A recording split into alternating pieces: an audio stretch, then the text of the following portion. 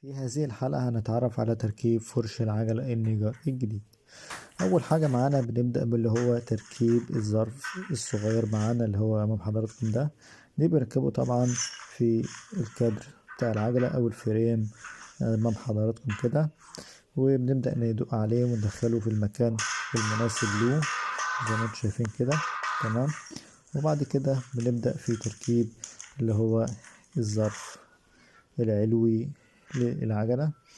وقبل ما نركب الظرف العلوي بنركب الجلبة بتاعة فرامل الميزان الأول زي ما انتم شايفين، وبنركب الظرف فوقها بالطريقة دي وبنبدأ نثبته في الفريم الدراجة اللي معانا زي ما انتم شايفين كده. بنثبته بتثبيتة كويسة ويبقى معانا مظبوط.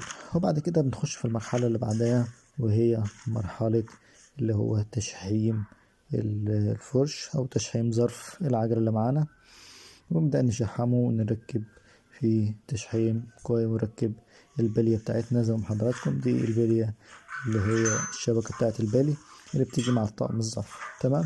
ومن تحت برضو بنشحمه كويس جدا، ونبدأ نركب البلية اللي هي البلية الشبكة اللي معانا اللي مع حضراتكم دي. وكده بنبدأ بقى ايه في المرحلة اللي بعد كده وهي تركيب الظرف الفرش في العجلة في الطقم بتاعه زي ما شايفين كده. الظرف ركب في الفرش زي ما حضراتكم كده، ونبدأ نركب الفرش في الفريم بتاع العجلة، ونبدأ نجيب اللي هي الصامولة بتاعة ربط الظرف ونربطها في اتجاه اليمين زي ما انتم شايفين كده اهوت. نربطها جامد وبنحرق عليها بمفتاح انجليزي. تمام. ونبدأ نربط كده زي ما انتم شايفين طريقة كده ونجيب بقى المفتاح الانجليزي ونبدأ نحرق عليها، وتكون لازم تحرق جامد جدا عشان طبعا ان العجلة لسه بتبقى معاك لسه طقم ظرف جديد، ولازم تحرق جامد وتكون متينة ممتازة جدا. طبعا بتحرق في اتجاه اليمين زي ما شايفين انا حضراتكم كده.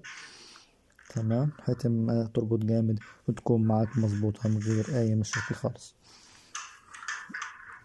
المرحلة اللي بعد كده بعد ما نربط جامد ونتأكد ان العجلة مربوطة ومظبوطة 100%. ولو انت اول مرة بتشوف القناة معانا يلا اشترك معانا في القناة وفعل زر الجرس عشان ان شاء الله عندنا فيديوهات كتير وشغل كتير عن الدراجات. كده بقى نتأكد ان البلي مظبوط كل حاجة مظبوطة تمام. بعد كده بقى بنجيب الجلبة اللي هي الجلبتين اللي هما بتوع الفرش. تمام. وقبل ما نجيب الجلبتين